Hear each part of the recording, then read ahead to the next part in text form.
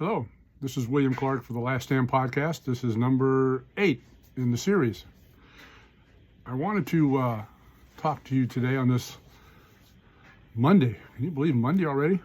God, in August. Time is just, I can't get over how fast time is going by. Well, what I want to talk to you today about is, as a writer, you need to embrace and own the feelings that come to you and the things that happen to you. You need to embrace them and draw on them for your characters and your stories. What I mean by that, I'll give you an example. In the not too distant past, I was at a low point in my life. It was around the age of 60, 61, 62 years old. I'm 72 now, but at 62, I had been doing civilian overseas contracting extensively, Iraq, South America. I've been jumping fences for the NSSC as a red cell coordinator. All of that.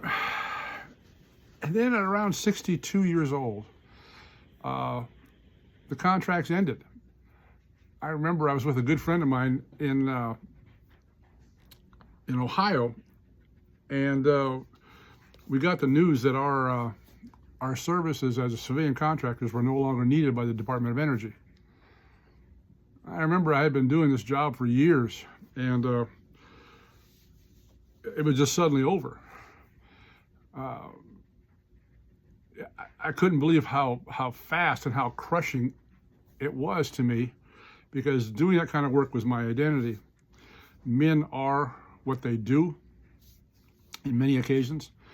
And I was a civilian contractor, special operations security contractor for the Department of Energy.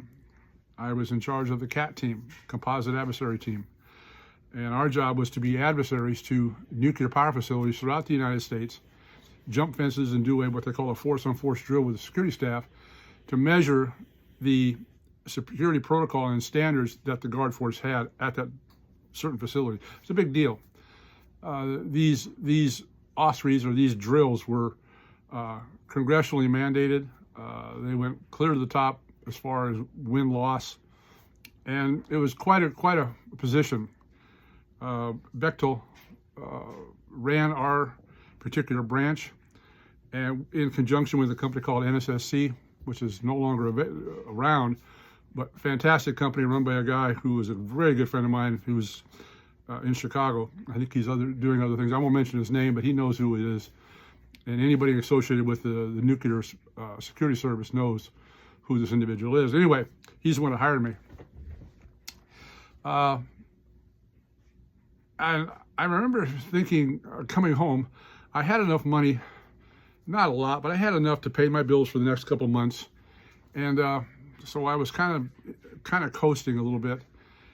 So I didn't feel the urgency to get anything going right away. But the phone stopped ringing, and the opportunities to do that kind of work stopped. There was no more phone calls. There was no more offers of going overseas. There was no more offers of anything. It was in that gray area of 60 to 62 years old. Even though I was in great shape, and even I could probably still do it, to a limited degree. But it ended. Now, you have to understand that my whole life, my identity has been wrapped around me being able to be physically fit and to do those kind of things. Run and gun, miles exercises, live range teaching, all of that stuff. Parachuting, scuba, the whole bit. Well, it suddenly ended. And it ended abruptly. And it put me into a very deep depression. I mean, debilitating. I didn't leave the house for weeks. It was very hard on my wife, Terry. And how she put up with that and got through it, I don't know, but she did. And it was a very, very difficult time. But I came out of it, and how I came out of it, it was like, one day it was like a lightning bolt. It was like a diamond bullet hit me. of wisdom that as a writer,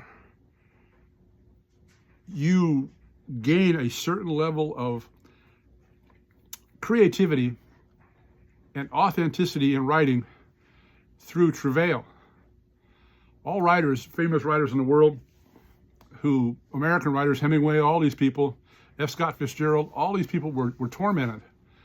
And they wrote from a position of turmoil in their own system. And many of them climbed into a bottle and drowned. Others took narcotics and died.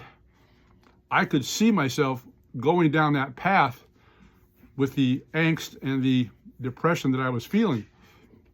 It's terrible, absolutely terrible. But on the flip side of it, my writing and my characters and the pathos and the verisimilitude of the characters improved. It's crazy. It absolutely, angst and heartache helped me write a better story, because I could put that sorrow or those feelings that were very, very powerful into the characterization of what I was writing. In other words, I was owning my grief. I was owning my turmoil. I was owning the trauma of getting older and not being able to do what I really wanted to do in my life because of age, circumstance. I was out. So I channeled my feelings into this book called Shade of Angels.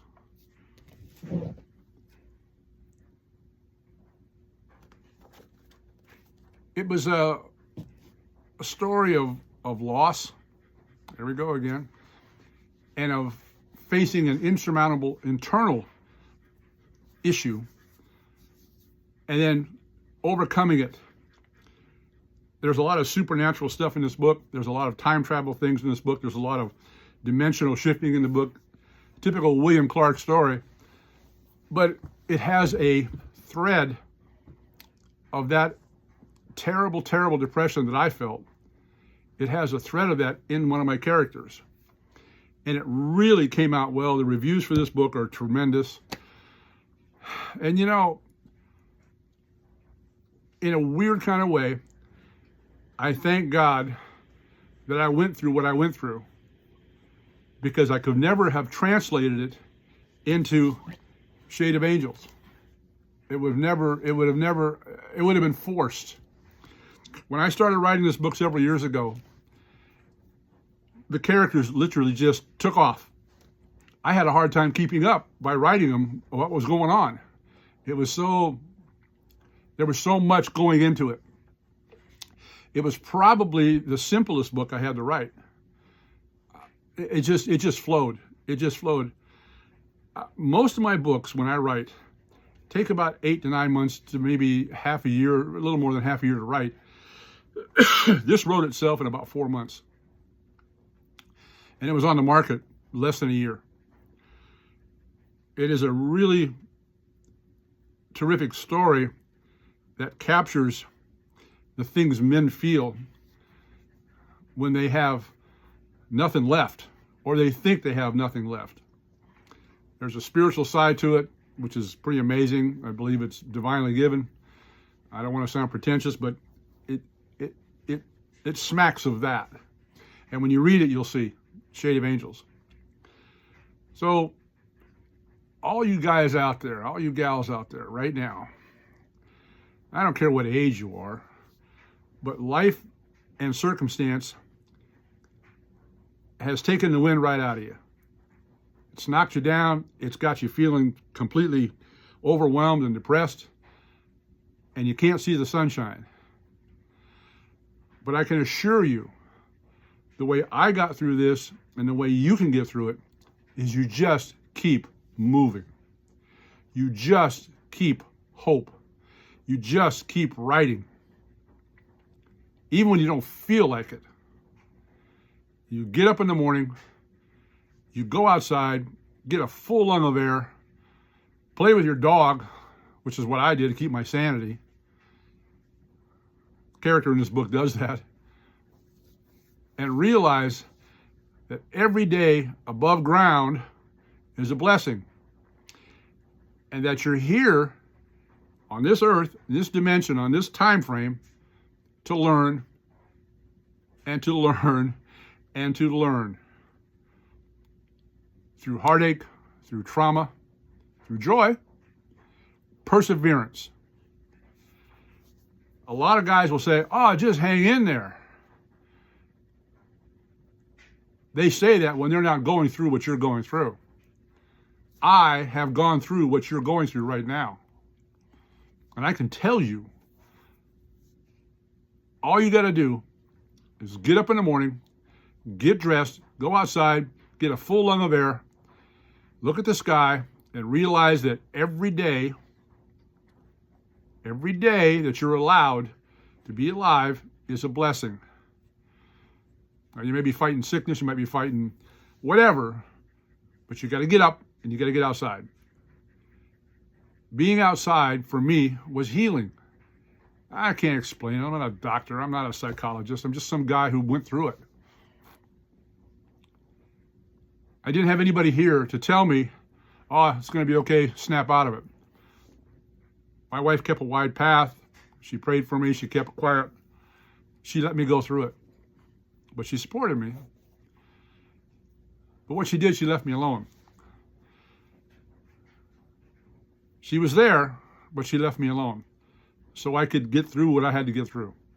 I had to think it through. I had to get up, get dressed, go outside, and just keep moving on.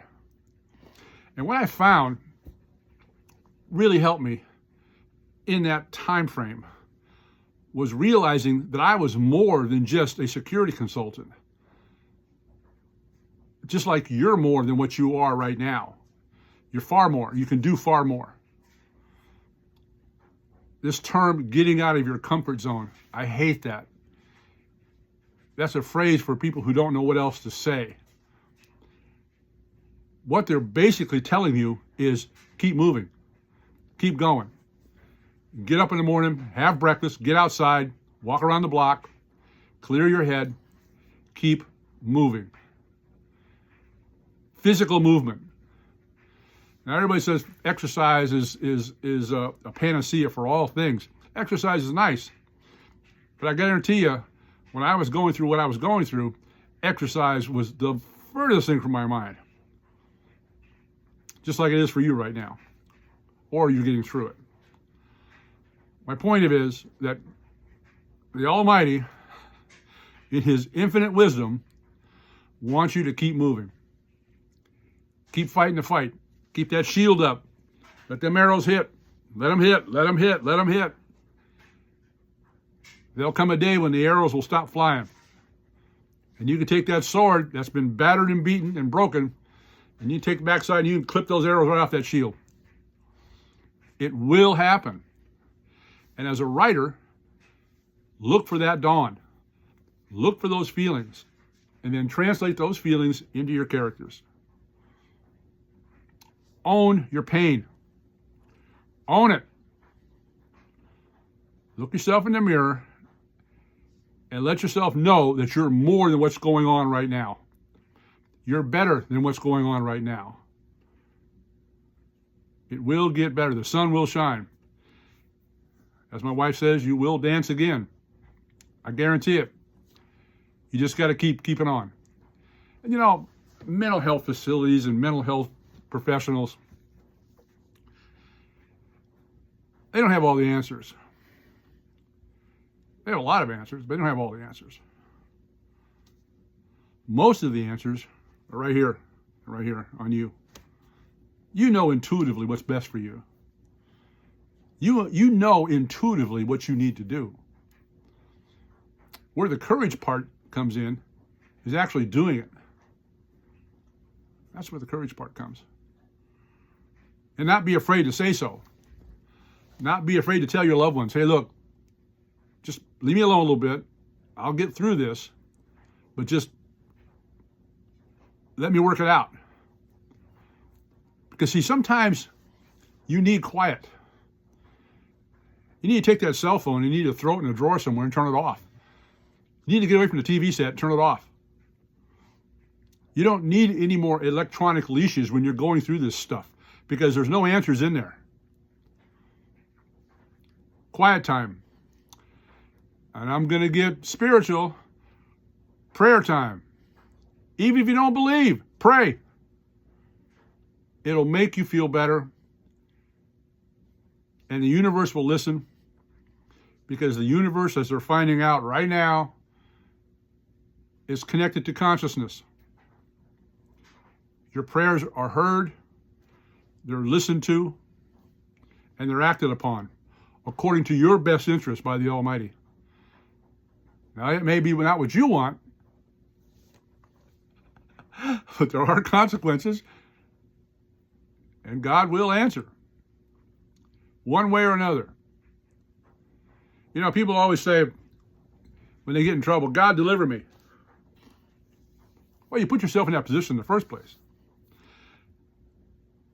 God will deliver you, but he's going to make sure you go through the consequences of your actions first. Because if you just went out and did what you wanted to do and hurt people and robbed and burnt and did all those things and then say, God, forgive me, save me. No, he'll save you, but after you pay for what you did. It's called consequences. Consequences of free will. Excuse me. So that's what I wanted to talk to you about today, is that I poured all of that bad time, really bad feelings about who I was and what I was going to do in life and where I was going to go, into Shade of Angels. You can do the same thing when you're writing your story, your book. Because every one of you out there has gone through the same thing I have gone through, because you're a human being. You've had divorces. You've lost a loved one. You've lost a child. You've been injured. You've lost a job that you love. You've been fired because you did something stupid. All right. We all do things stupid. I could fill a book with all the stupid stuff that I've done. But I let it go. I move on and look to the future. And I keep moving. Another weird thing that I do when I get feeling really bad, I get in my truck and I go get me a double cheeseburger and fries. There's a place here in town that makes great cheeseburgers. I'm not making light of the problem, guys. I'm saying you got to find it in yourself. You got to dig deep. God's going to give you a shovel, and he's going to tell you to dig in that hole that you've dug for yourself. And in the bottom of that hole, you'll find gold. But you got to keep digging. You got to keep moving. Face your problem head on. Turn your face into the wind. Bring that shield up. Bring that sword up and get it. You'll make it. You'll survive. It may not seem like it at the time, but you will. And if you hang in there and you use that angst and that depression and you channel it to something positive, you can come up with a story like Shade of Angels or something similar or something creative. But use that energy, use that power, because it's happening to you for a reason. The world and God or whoever, the universe, is trying to teach you something. And you need quiet time in your head, in your physical presence, to listen and to pick it up. Now, this is not going to happen overnight. It's going to happen weeks, maybe even months. There's no quick fix. Go through it. Live it. Own your pain. Own it. Hang on to it. And then get rid of it. There are brighter days ahead. You hang in there. You fight the good fight. Write a good story. And use the things that God gives you on this earth, in this life. Excuse me. I had that double cheeseburger. Thank you for your support. Thank you for giving me the thumbs up. If you like what I have to say and you learn something from it, subscribe. I love saying that. I don't know what that means, but subscribe. You hang in there. It gets better. As I always say, you can't be safe. Be sanitary. William Clark for The Last Stand. Out.